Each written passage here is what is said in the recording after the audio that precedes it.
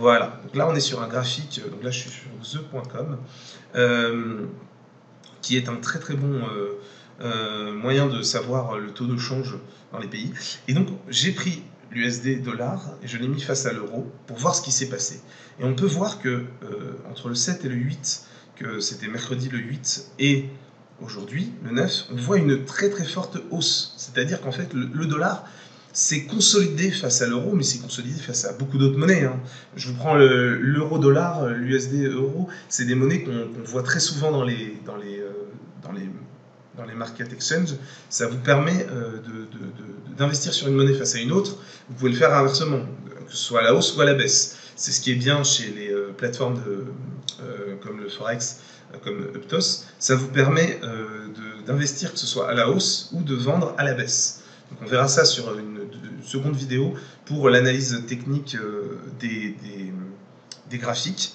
Mais très très important, prendre en compte que ces annonces que l'on retrouve donc sur ce site, là je reviens sur Uptos Formation, trévignonformation.com, vous avez analyse du marché et vous devez voir en fait qu'est-ce qui va se passer. Alors pour ceux qui découvrent un petit peu les devises et les investissements sur les devises, ce qu'il faut faire, c'est que quand vous avez fait votre petit tour le matin avant de vous lancer sur quelques investissements que ce soit, faites un petit tour ici et vous voyez s'il va y avoir des fluctuations sur certaines monnaies. Alors, quand je vous ai dit une tête de taureau, ça ne peut pas être forcément significatif, hein, mais quand c'est 2 ou 3 têtes, c'est que ça touche vraiment une importance globale et mondiale. Donc il faut se méfier. Donc quand vous avez 2 ou 3 têtes de taureau sur certaines monnaies, vous évitez de rentrer sur ces monnaies si vous êtes plutôt du genre frileux ou à éviter les mauvaises surprises.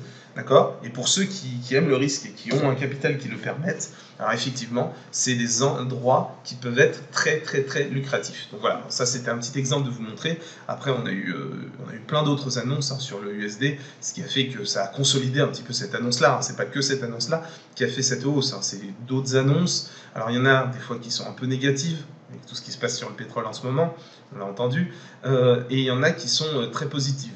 Donc dans la globalité, il faut faire très attention à l'analyse de calendrier économique. Voilà pour la vidéo d'aujourd'hui, elle est un peu plus longue que d'habitude. J'espère que vous avez apprécié. Si vous souhaitez en parler, laissez-moi en commentaire. Je serai ravi de vous expliquer un petit peu plus, mais pour détailler un petit peu ce calendrier économique, il faudrait prendre une petite demi-heure, 45 minutes, mais vous pouvez demander à votre formateur chez Uptos, quand vous l'avez au téléphone, s'il peut vous former effectivement sur cette partie des calendriers économiques qui est très très très intéressante. Voilà. Donc c'est tout pour aujourd'hui, je vous remercie et on se retrouve pour une prochaine vidéo très rapidement.